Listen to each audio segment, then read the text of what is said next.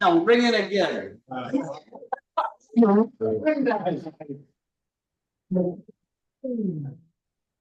Now, Bill? Yes.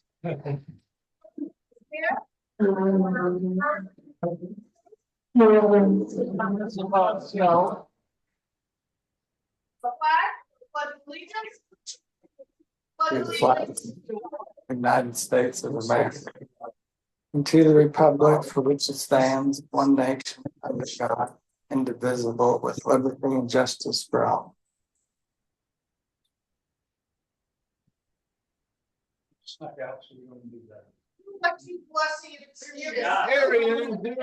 Please join in prayer or meditation as you please, as I say, bless the food to our use and us to thy service. Amen.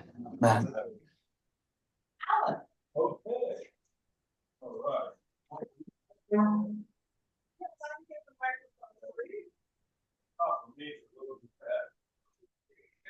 All right. Okay. Don't get feedback. All right. All right. Page 21 at the very top. Okay. When you smile. Old American Standard, written in 1928, 96 years ago. But the thing I found very interesting about this song is the fact that this year, 2024, just entered the United States public domain. So we can sing it and put it out legally and do all that, but it's been taking 96 years for it to enter the public domain and come out from outside from the copyright. So, okay. So let's do it. When you're smiling, keep on smiling. When you're laughing,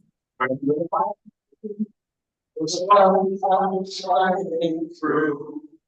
But when you're crying, prophesy. Keep on smiling. When you're smiling,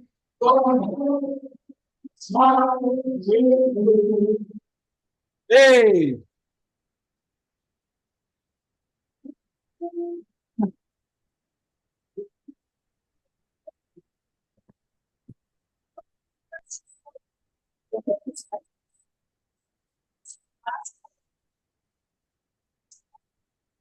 Couple of quick announcements that I have.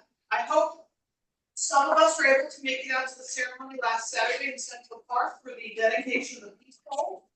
I was not there, I'm sorry to say, but I thank Mark for taking the lead on that. For those who didn't make it, we do have copies of the brochures that went out, so you can pass those around. You can take, we have extras of everything, lots of extras. Joan has some great pictures as well, if you'd like to see what the event was like. And Joan, do you want to talk a little bit about it? Oh, look who's here.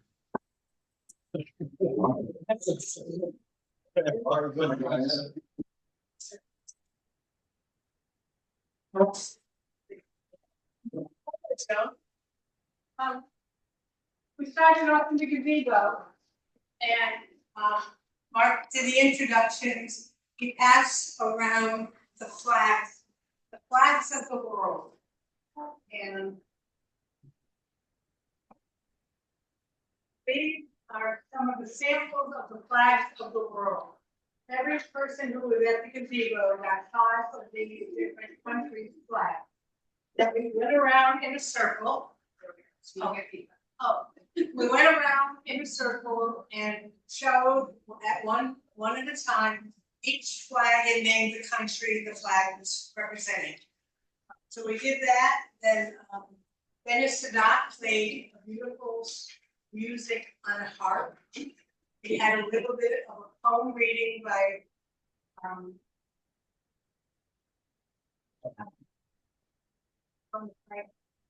Diane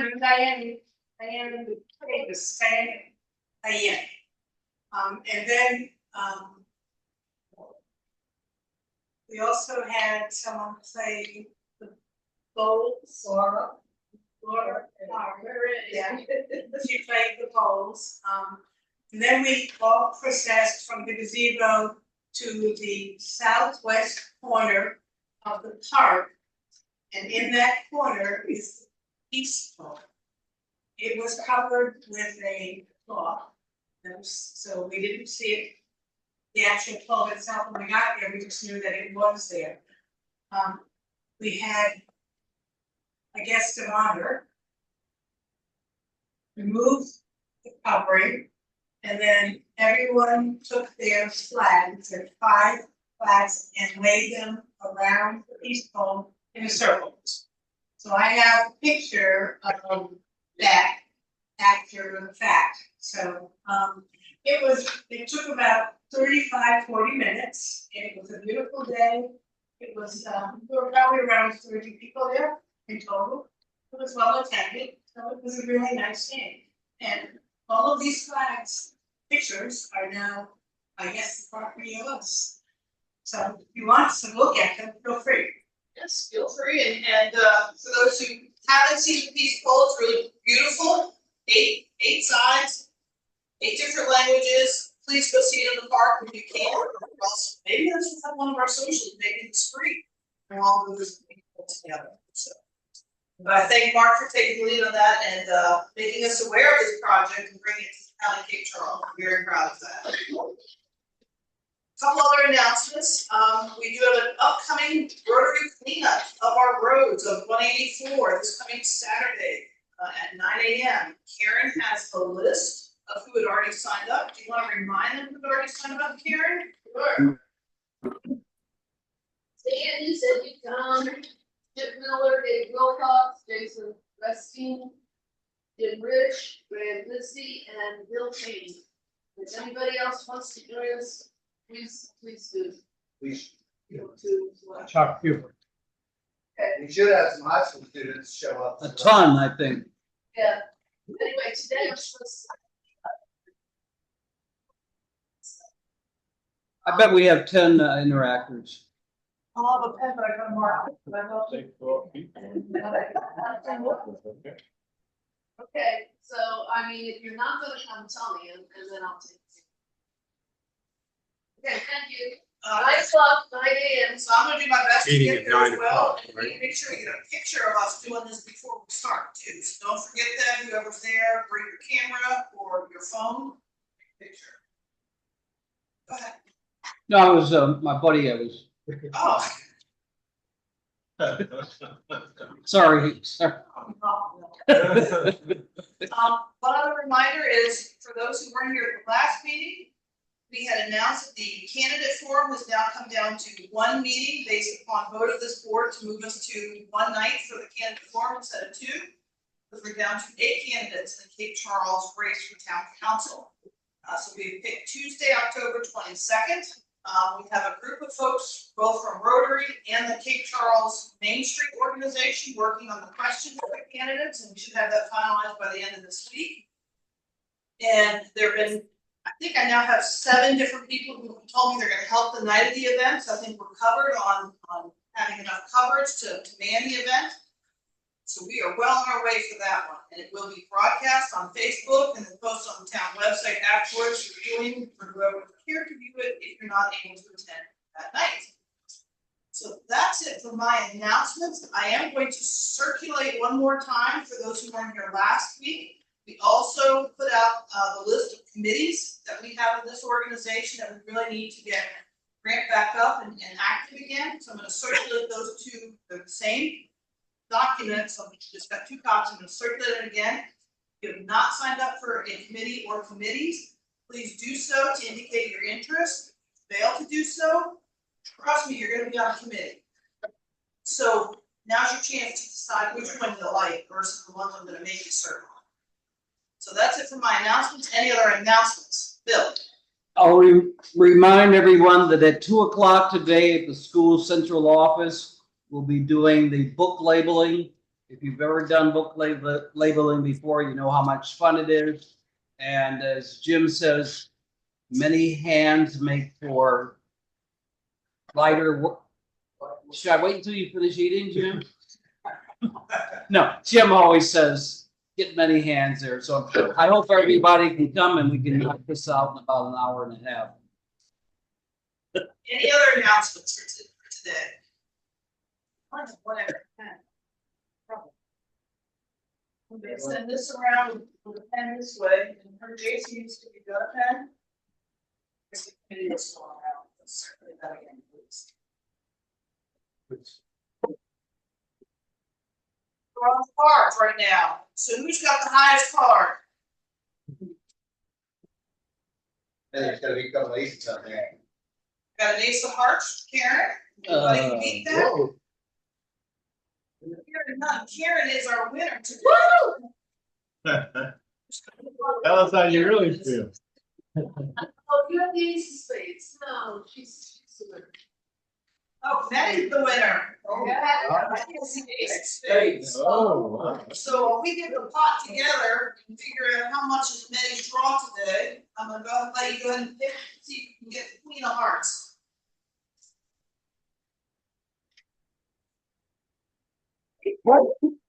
Bless you. Allergies. Holland in the fall. Diamonds, not a winner, not a winner. Oh. That's what she stayed for winning. That's it. Happy dollars. Bill. I have 10 happy dollars. The first 5 is for my joyous feeling that Diane Dalton is here. The second 5 is because my best neighbor, Brian Peak, has joined Rotary. Last week, your name was put up, and I took the black wall out of the box. I'm looking for who did it, but welcome to Rotary.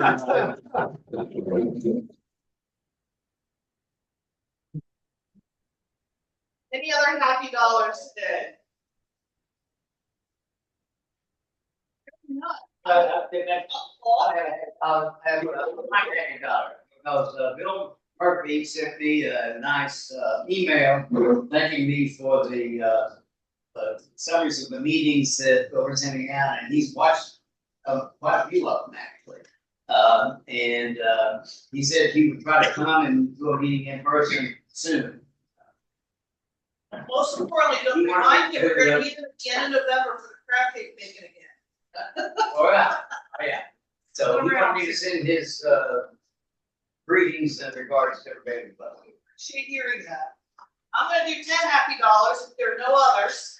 And because I had 2 of my brothers call me, happened to be in the area last week, and their golfing trip kind of fizzled, so they called me up. About to know I'm the alternate to golf. So I got to visit with 2 of my brothers and their wives over the weekend, which is why I was not here in town to go to the Peace Bowl Festival.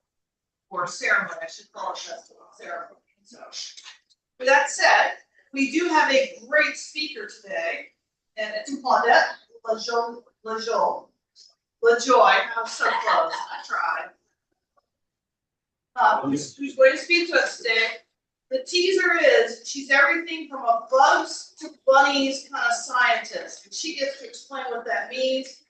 Also is really skilled in body movement. So between those 2 things, she is a top professional. Now you're up on it. While Claudette is coming up, I can only do this because I'm a very good friend, right? We're still good friends. Move over here a little bit.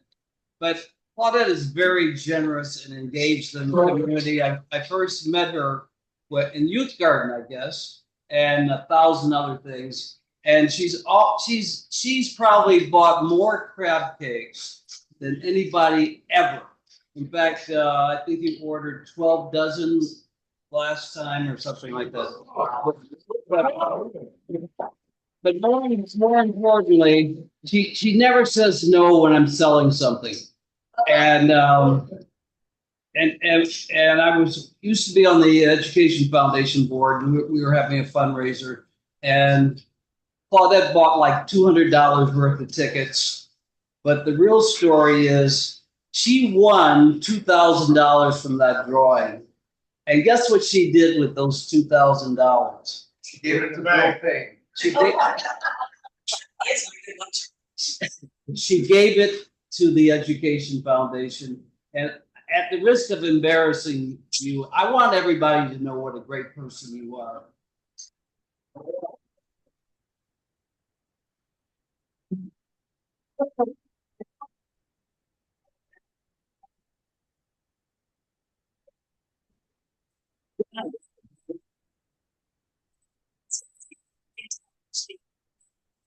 Is a yoga instructor. I am not. I am a yoga instructor, but I do that for fun, and I think that's going to be my retirement gig. When I decide I want to close the doors of my real company, which is Solstice Environmental. I am the owner and founder of a small environmental company based here now out of Cape Charles. I've been in business since 2006. Prior to that, I worked for a larger engineering firm across the bay for 10 years. Decided and I tell you this just because it's part of my story. And if you know me, you'll kind of know why kids programs are very important to me. My husband and I had lost our daughter, and at that point realized I'd already been through the hardest thing I'm ever going to have to do in life, and decided jumping out and starting a firm of my own, having to compete against companies that are 25,000+ people, didn't sound scary at all.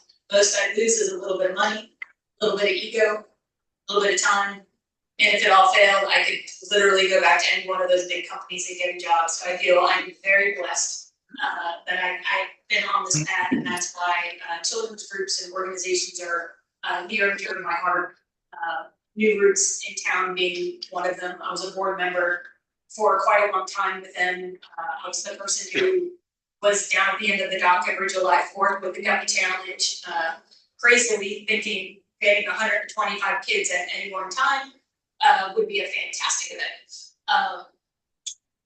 And including the first one, we did not realize how big of a success it would be. It was really a fundraiser for New Roots, and the idea to get kids involved who would have a better understanding of everything we take out of the water determines what we also grow from the ground. So it gives us that full circle Eastern Shore life, land and sea, that is so important to us. Down at the end of the dock, kind of turned around and realized there was over 300 people standing on the dock at one time. My first thought was then to Tom Bonadeo going, what's the wait limit on the current dock? And he's like, don't worry, it's 6x6s underneath, you should be fine. And so very lucky to have been part of that for so long. I guess just a little bit of my background. So I started coming to the Eastern Shore here in 1994. My background educationally is I'm a coastal oceanographer. So all of my master's and PhD work was done at Old Dominion University. So go Monarchs, if there's any more here in the room. And all of my research was actually up in Willis Wharf. So studying nutrient pollution and things like that has kind of kept me here. After my research was done, I was then working for that larger engineering firm when everyone in Virginia Beach drove me crazy. Threw a dog in the car and came over here just to kind of calm down and just get back to some, enjoying scenery. In 2010, I actually bought my first house here in Cape Charles. Many of you may know my mother, Doris, a little small blonde thing running around town. Also very big in New Roots. She joined us here, I guess it's been 5 or 6 years ago now. And so it's nice that our family's growing here on the shore as time keeps going on. My real life, although not the yoga instructor, one thing that I am very proud of is the company I started, Solstice Environmental. So I focus on transportation infrastructure, roadways, bridges, tunnels, civil infrastructure, pipelines, airports, as well as a lot of Department of Defense locations where I help them do base-wide environmental work, which could be everything from new buildings to new range operations. with that kind of background that I have, I focus a lot, as Katie said, on the bugs and bunny side. So I am wetlands, streams, all things natural resources, forestry management. They're all things natural resources in terms of how bases manage their large resources, natural resources, as well as cultural resources. So, like I said, I'm an oceanographer, but for some reasons I seem to get my hands involved in a lot of cultural resource work and archaeology work as well. With that, there's as you know, any federal project has a lot of documentation required to do it. So we focus a lot on National Environmental Policy Act, not only writing those documents for specific projects, but also working with the Center of Environmental Quality to help update NEPA policy in Northern Virginia. So really at the highest level. And then that kind of migrates all the way into getting designs for all of those hosts of infrastructure programs, permits, and then following those permits through construction. So one of the projects that Bill and I talked about that you might find interesting, although everyone is familiar with the Chesapeake Bay Bridge Tunnel, we also have the Hampton Roads Bridge Tunnel going on. If you've driven to Richmond or Newport News, you clearly have been stuck in traffic at the Hampton Roads Bridge Tunnel. Before everybody leaves, I do put my laptop back there, and there's just a 30-second video running on a loop if you actually want to see the day in April where the tunnel boring machine broke through for the completion of the first tunnel. And so it's pretty wild to see. It did not happen as we actually anticipated. We thought nothing like 1,000 people all of a sudden going, oops. But it all worked out fine. We had all of the environmental and safety controls in place, but it's quite remarkable to see. It was quite remarkable to be part of, because there's a host of countries that are represented to make that project work. So I get the actual facts right. If you're familiar with the Hampton Roads Bridge Tunnel, so it's going to be 2 new bored tunnels, so not just 1 but 2. The second tunnel's about to get started here in 2 weeks or so. 5 big bridges are going to be replaced. 20 bridges are going to be either rehabilitated or widened. There's 1 mile of interstate widening in Hampton. There's 4 miles of interstate widening in Norfolk, and that will also include 2 general purpose lanes for the Hampton Roads Express Lane projects that are happening now on either side of it. So the Hampton Roads Bridge Tunnel is quite a large project. Obviously, the goal is to increase capacity, reliability, increase travel times, ease congestions. As I said, if you've gone that way, you've been stuck in the Hampton Roads Bridge Tunnel at some point in your travels. It's pretty remarkable that contract was actually awarded in 2019. We're expected to finish. We're a little bit delayed. We're looking at a 2027 opening date. And as you drive through there, you can see there is a lot of things happening all at the same time. That project has a construction cost of $3.9 billion.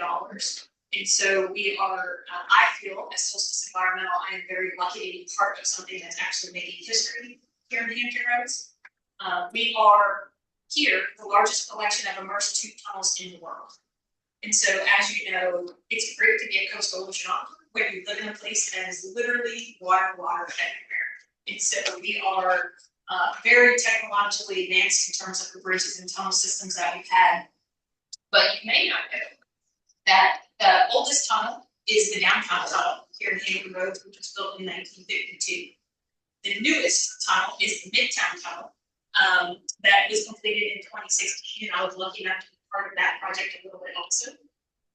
But the world's first tunnel between man-made islands was actually the Hampton Roads Bridge Tunnel in 1957. And so here we are again with history with the Hampton Roads Bridge Tunnel. Tunnel boring machines are named, and so similar to the Chesapeake Bay Bridge Tunnel, they did a naming contest with all of the school children. I was lucky enough to be part of that effort for the Chesapeake Bay Bridge Tunnel. One other part of my life is I'm a founding member of a women's transportation seminar chapter here in Hampton Roads. So in 2011, a bunch of us got together and said, why do we not have a chapter here closest one was in Richmond, another in Northern Virginia. And we, as a transportation, are very different than they are. So as founding members of that chapter, I was part of the naming contest for the Chesapeake Bay Bridge Tunnel. So Mary is the name of our tunnel boring machine. If you've seen the movie Hidden Figures, it's actually named after Mary Jackson in that movie. So we're super proud of her and all that she's accomplishing so far. If you've seen any pictures, we are social media everywhere. There's a blog you can follow, there's a Facebook page, there are YouTube videos. The original doesn't look like it now after tunneling for 7,000 linear feet, but the colors of the tunnel boring machine cutter head actually represent the Hampton Roads flag. So green on the bottom, blue on the top, stars in the middle for all of the cities that incorporated. So it's actually beautiful to look at. Right now it's working hard. It is 46 feet in diameter. So top to bottom, 46 feet wide, and it is actually the second largest tunnel boring machine so far in history. The first one was Bertha, based out of Seattle, and that was 57.5 feet. So again, another way to impact the roads that we are making history. If you didn't know some of the statistics, like I said, 46 feet tall, 430 feet long. And so again, if you haven't seen any of the videos, either for Hampton Roads Bridge Tunnel or the Chesapeake Bay Bridge Tunnel, go on and look at what these tunnel boring machines look like. They are impressive. I believe the model is still of the tunnel boring machine here at the Chesapeake Bay Bridge Tunnel is actually located at the visitor center, the office, on our side. So if you go down the blue buildings on the right, in their atrium right there, there's actually a scaled model of the tunnel boring machine, which is just, if you're a science geek like me, pretty cool to see. So far, I guess most importantly, why this the Hampton Roads Bridge Tunnel project is so important to Cape Charles is we all know all of those rings that are sitting in the Cape Charles Harbor are what are physically going to make the Hampton Roads Bridge Tunnel. And so to date, the first tunnel has been completed in terms of the actual structure of the tube, which is 7,941 feet in length. And that constitutes 1,191 concrete rings. And of those concrete rings, it's been 10,719 segments. So 10,719 of those little half moon concrete pieces that you see have already left Cape Charles and are installed in Hampton Roads Bridge Tunnel that we are going to be driving through in, fingers crossed, 2027. So it's pretty amazing that, you know, our little town is actually part of history as well. One thing that is pretty cool, I was able to take the mayor and a small contingent of people here from Cape Charles down into the tunnel a couple weeks ago for a tour. And he didn't quite realize we, you know, as usual, everybody's sitting at Kelly's and having a drink. He had asked me about the project. I showed him the cool video, and everybody's just, it's a cool video. You don't even have to be a science geek in order to think that's cool. Kind of turned around and I was like, well, Adam, you can see how Cape Charles is playing a part here in the Hampton Roads Bridge Tunnel. Do you know you can ask for a tour? And his face dropped and was like, yes, please. Yes, please. So if you want to know more about it, ask him. He's got lots of cool pictures. I think he even posted them on his mail page as well. So just something cool to be part of. My specific job on the Hampton Roads Bridge Tunnel. And so Graham was actually asking me how many people do I think are there on every given day? Probably 1,000. And you know, we've got engineers working around the world. There's construction people, there's tradesmen, there's environmental people. There are, you know, all of the support staff that keep a $3.9 billion project on track of consultants and sub-consultants. I am actually, there are two teams. The design builder who's actually building the project and designing the project. I am on a team that works directly for VDOT. So we are the ones that are essentially acting as VDOT staff in order to help manage the project, help QA/QC the project, make sure calculations are correct, make sure environmental conditions are met, making sure agency coordination is happening, and literally everything in between. And so it's great to be part of such an integrated team of companies from around the world, companies that are local in Virginia, companies that have, again, offices from one person like me to companies that have 250,000 people internationally. And so to me, that's just the cool part of being part of a project like this. Environmentally, as you can imagine, there's a number of different things that we've had challenges with. Everybody probably most notably knows about the birds that have been out there. So there was a large population of colonial nesting birds that used to love what we call South Island. So that's the island when you're on the Norfolk side that you're going into, you pop up on the, you go into the South Island, you come out the North Island on the Hampton side. Well, the bird population loved the South Island. So before any of this happened, you could go out there and there could be 10,000 birds all over the parking lots, all over the rocks that are now coming here year after year after year in order to lay eggs before they migrate back to where they want to go for their winter habitat.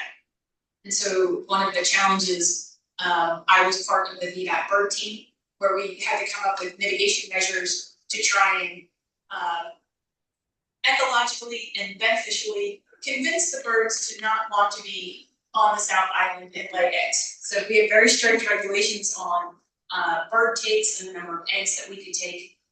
It is known that should a bird lay an egg within our construction zone, we have to put up a 50-foot buffer and stop all construction in that area. Governor does not want you to make, nobody wants to make that call to the governor that you just stopped a $3.9 billion contract. And so, speaking of which, we worked entirely through COVID. We had precautions in place, but we as a team were entirely not going to be shut down in terms of the governor's expectations of vital services and to keep that project going. So we were like everyone else, we were masked up, and we were full on just to keep away from each other and keep doing our jobs. And we were very lucky never to have a serious repercussion of being closed down for even one work day because of COVID. Marine noises impact, so obviously there's turtles, dolphins, all these great things going through. So we have a lot of things in place, monitors that make sure that should they come within any of the construction zones for the trestle work, the marine work that we're doing, that work does stop. We wait for them to go on their merry way and kind of start up again. There are 50 easily different environmental permits that happen. So one of my jobs is I track all of those and all of the conditions that go along with that. So as you can imagine, it's a lot of paperwork that gets involved. Some of the cool things that we have found were cannonballs that have come out of the tunnel, the back end of the tunnel boring machine. One was from the Battle of Hampton Roads between the USS Monitor and the CSS Virginia, which was dated back to 1862. So I think cool also. Timber from a shipwreck that we knew was carrying granite that was actually created in Fort Monroe, dated back to 1890. And probably the coolest of all, if you're a Bugs and Bunny person, is we actually found mastodon bones. Yeah, see, another science geek out here, that are dated 12 to 50,000 years old. And so just some cool things that you literally unearth as you're digging through the project. So I think that's probably time. I could go all day on this. But I don't want to keep you, definitely check out the video if you want to see the breakthrough happen. And again, go on Facebook, Hampton Roads Expansion Project. You will find all of the social media, all of the blogs, all of the ways to avoid traffic. As we're changing things, as you're going from old trestles to new trestles and all that good stuff. And let me know if you ever have any questions. Any questions? Say that the tunnels are complete or going to be complete long term? So the idea is the tunnels and everything, the project should be completed by 2027. So we are currently about 2 years off schedule. The first tunnel is the essentially the tube of the tunnel is complete. So now all of the utilities, the roadbed, all of the accessory infrastructure is happening in that first tunnel. And then in about 2 weeks, we're hoping, so that tunnel boring machine, as it comes out, that 430-foot long structure has to be broken down, somewhat turned around in order to go through the second opening, which you can see in the video, the second opening that's right adjacent to it. So when second half of the subway will be on here. I went to Granite. Yeah. How can I get a chance seeing this? I know. Become the mayor. How do you feel about being mayor? So they don't, obviously, as a delegate of Cape Charles, he was able to get the tour. Certainly the concrete plant is a tax base for Cape Charles, and Cape Charles gets a lot of notoriety that way. But they, obviously everybody would want to come through, which is a little of a challenge when you're trying to build it and keep on schedule. That's why I would say follow the social media. There's a ton of cool videos on there. It'll feel like, I'll give you a hard hat, it'll feel like you've been down. So does the website have photographs of the goals that you found and some of the other? Yeah, our social media team is actually really great on the VDOT side for posting all of the things that we find. We, as the environmental team for VDOT, actually just won the Commissioner's Award across the state for environmental programs. So as a team, we are super excited that we got that kind of recognition. Anything else at the visitor center that you might want to say? I haven't been down to the Cape Charles Visitor Center in a while, but I know that if you follow the social media on the Chesapeake Bay Bridge Tunnel, that they also have lots of things up there and updates.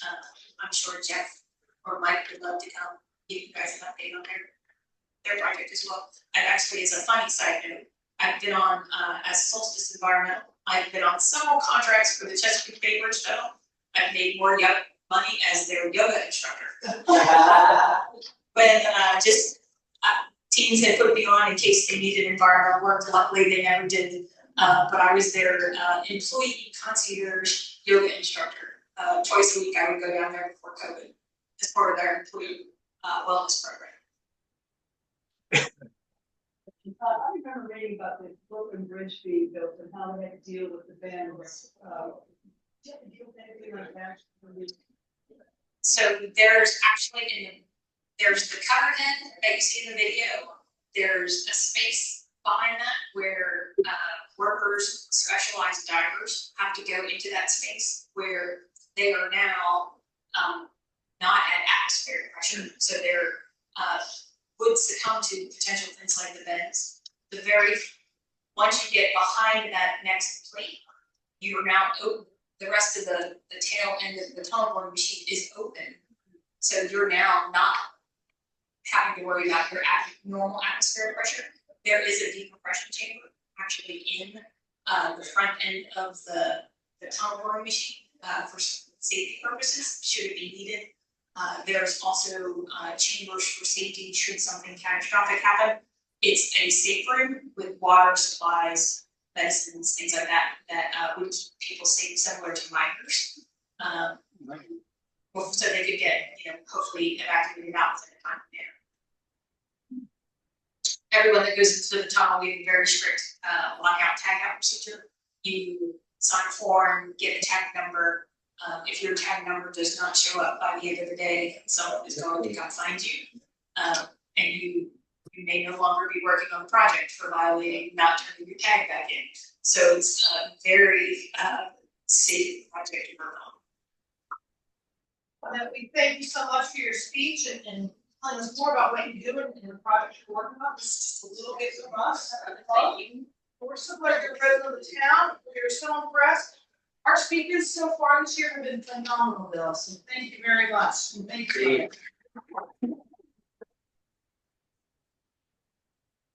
It's a team effort. It's a team effort, but thank you for the team in that. Team effort. We can stand and say. She had two new members, don't we, today? Oh, we do. Sorry, we have Brian, who we've introduced today. Brian Peak is here, and Malcolm. Can't say his last name. What's up? This whole. He's got a bad back.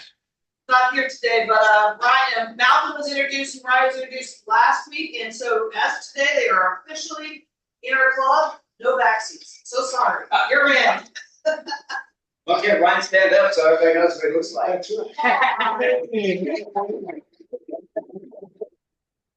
Beach. So with that said, everybody stand and say the period. Come on. Is it the truth? Spare no concern. Will it build goodwill, better friendships? Will it be beneficial to all concerned? Will we have fun? Yes.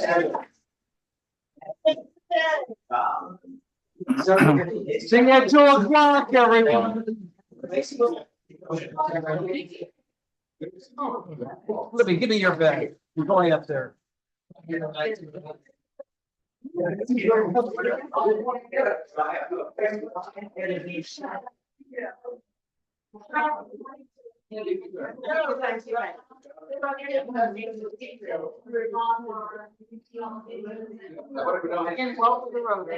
much.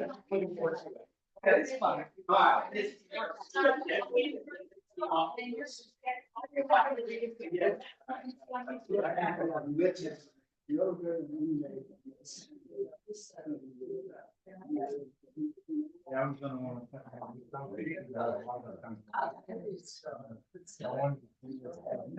So we bought that meeting all for nothing. He's not expected to come out in one. Welcome to the next decade. No, I would say my membership. We'll get a bill. No, I was surprised it came out. All right. I thought it, like one black piece, but we carved out the edge. First, and that's why it's chunky. Yeah, you see the big, all of the individual cutters. So there's a series of cutters at different angles that came with different materials. In order for it to go kind of underground, instead of rocks coming up the other. Yeah. Is where the second part And I hope you like. putting the pieces we have reconnected that. Doesn't help. Let's keep people pick up the exception and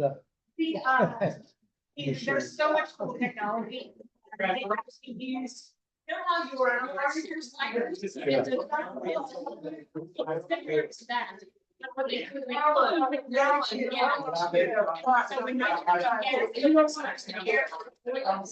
when we give you some more.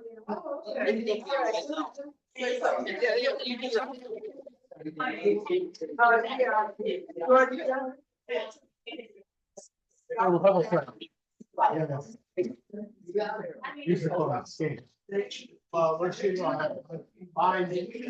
Still got some.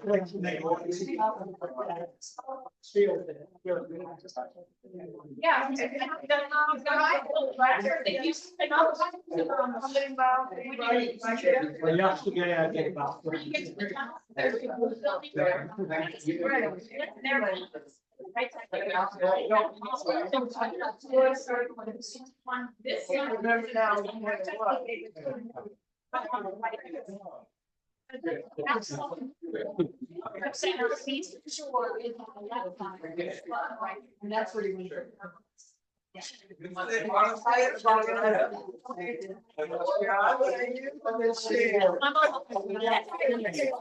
I retired from the board. She was starting with you, so I got her to join the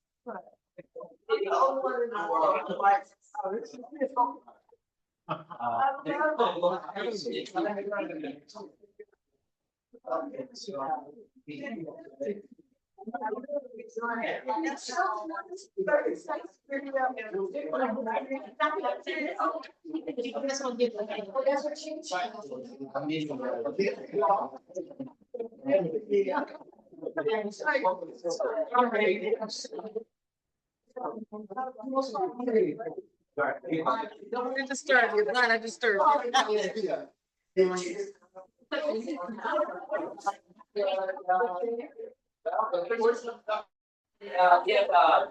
About 2 weeks ago, I think it was on bus. And you can say, we'll get to kind of, like, you know, in the club. Hey, Mark was on Zoom, Mark Clark. Oh, okay. All right, I was gonna ask you if there was anyone else. Yeah, I couldn't yell. No, that's fine. She was so good, I didn't want to interrupt. I can keep you. Okay, good, thanks. You bet. Write it down before you forget. Kind of thinking more available, like next time. Take it.